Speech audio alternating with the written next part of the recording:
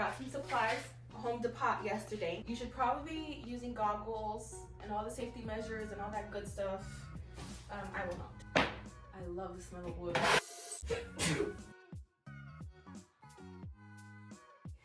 Hello, my beautiful people. Hola, mi gente bella. I have my little handy dandy drill with me.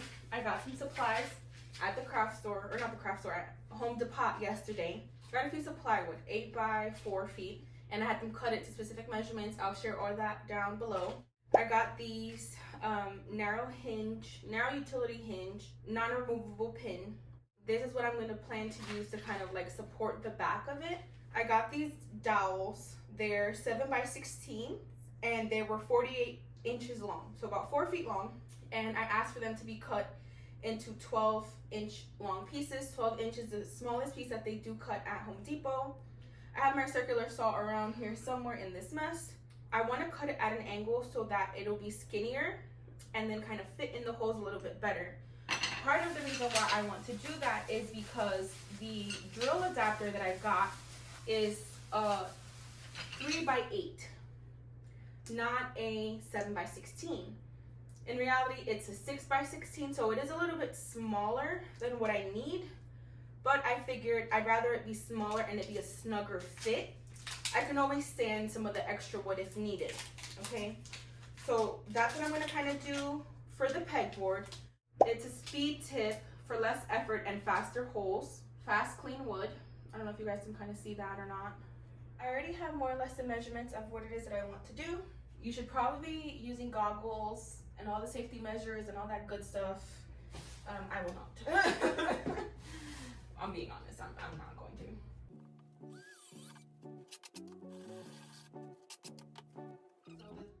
So the fit is gonna be tight. If you guys recall, I did get these a little bit wider, but that's okay because I am gonna cut it at a 45-degree angle so that it fits in perfectly. I don't have to worry about anything coming out. So I did mark it with my highlighter, and I'm just drilling right into the middle, drilling in and out, and then just kind of moving it around.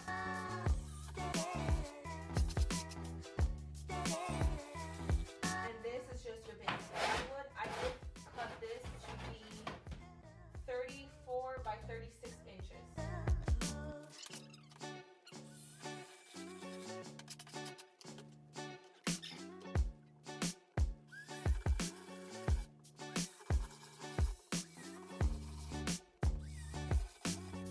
I love the smell of like wood being cut. I know this isn't technically cutting, but when you are drilling into it and you smell it. I love the smell of wood. Like burning wood, heated wood, all the good things. This is obviously not the proper way to be doing this, but there's not a lot of proper things about me.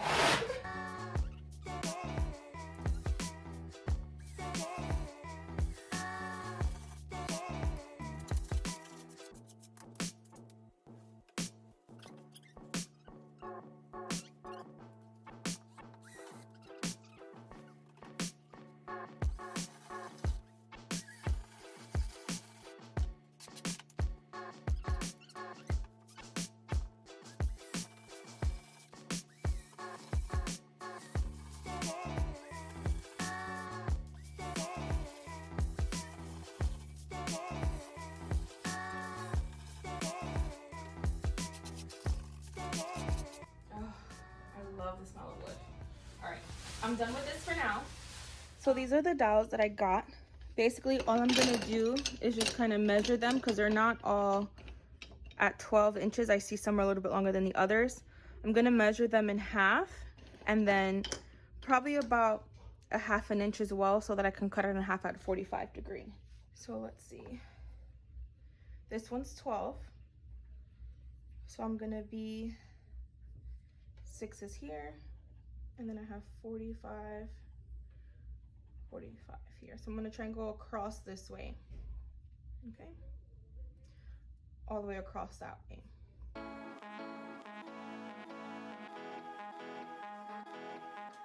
So we're back.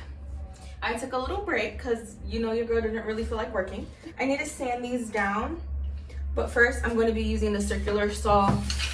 In an earlier clip, you should have seen me marking off the dowels. So let's see how I can go ahead and cut these.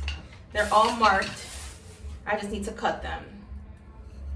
I have 3 lines on them right here so that I can cut across. So let's see how that goes.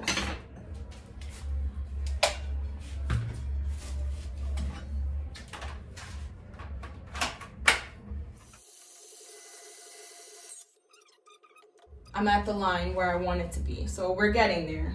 And the other piece went flying. So we're gonna have to do a lot of cleanup after this. But again, DIYs be like that.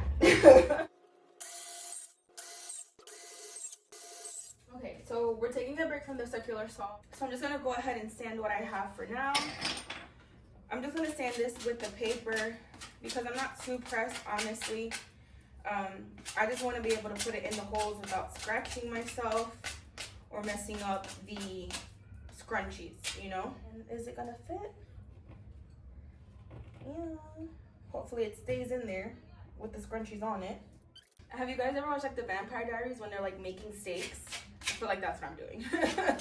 Yeah, she fits. I'm just gonna go through with all of them. Just cleaning it up a little bit, nothing too crazy. Just making it not sharp, you know what I mean? Same thing for the tops. Giving like the circular edge a nice roundness to it, just so that it's not sharp or anything. And anyone grabbing something as well won't get like scratched. I don't know if you guys can kind of see that a little bit. Yeah, and then I'm holding this still and then just graining the wood against it, kind of sharpen it some. Okay, and you know, they're not bad. They're fairly close in size for some. And I'll see which ones I like, which ones I don't like, etc. I sanded about half of them. I just want to kind of show them to you. I decided to just go ahead and sand some of this stuff now so that while it's drying, like sand and paint it, then while it's drying, I can go ahead and finish the rest. It's nice and sanded. And then the tip is sanded as well so that nothing gets caught on them. So I'm excited. They're more or less, honestly, the same size. I'm pretty proud of myself in regards to that. So I'm gonna go ahead, I just put the highest grit. This is a 40 grit. There is a lot of divots in this, so I wanna go ahead and smooth it out. On the other side, you can't really see it, but there's like a whole gash.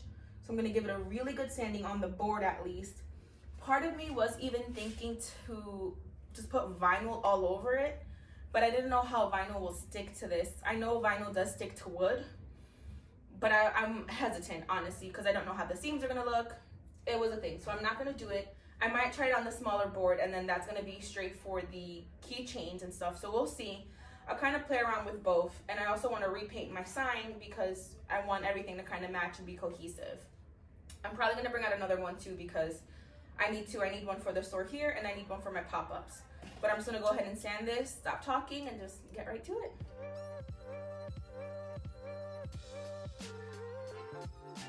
It's fairly rough. I'm gonna sand it down with a smaller grit. The smaller the grit, if I'm not mistaken, the finer it is. So I'm gonna go ahead and do that with a smaller grit, or maybe like a medium grit, and then paint it. I'm gonna like not wash it off, but like get like a wet rag and wash it some, so that the dust gets off of it, so I can go ahead and paint it again. I'm not tossing this because, as you can see, it's still fairly good. Then I'm gonna go ahead and do it with this one, and this one I won't sand with the thinner grit because again I want it to be gritty. Since I've already painted it, I kind of want to get a good amount of that paint off actually and try to see if I can get the vinyl on there. Wet some of the paper towels, wet the board a little bit. I don't have a spray bottle, I don't want to wet the wood too much, but I do want to get the sand off because I'm basically just going to be painting over sand. And then I'm going to do it once over with dry paper towels to dry whatever is wet. And it is water-based paint, so I'm not too pressed for it to have some water on it, you know what I mean? But I'm more concerned about dust than water, if I'm being frank.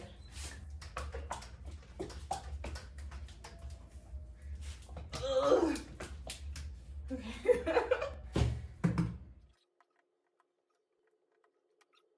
I'm gonna start with the further end because I know you guys probably can't see what I'm doing anyways, at least in regards to this side. Bless you. What do you think? Future Jazz editing here. I'm gonna kind of skip over this really briefly.